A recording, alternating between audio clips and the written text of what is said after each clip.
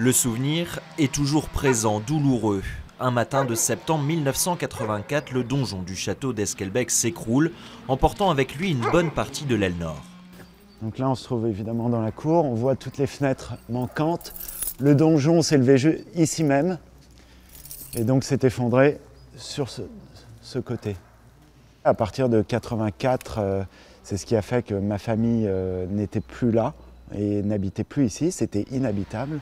Les parents de Johan Tamer n'entament que 2 décennies plus tard la rénovation de ce joyau de l'architecture flamande en France. Et si la maçonnerie est refaite, le bâtiment reste lui exposé au vent depuis 10 ans. Il faut 80 000 € pour restaurer les 17 fenêtres aux normes des monuments historiques.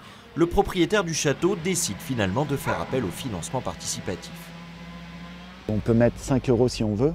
Et c'est vrai que l'idée, ce n'est pas que les gens se saignent pour cette propriété. L'idée, c'est de participer à cette reconstruction. Comme tout projet de réhabilitation, c'est finalement les plus beaux moments qu'on peut vivre, de revoir tout ça se faire et se construire. Donc voici, on remarque qu'on est à 32% aujourd'hui.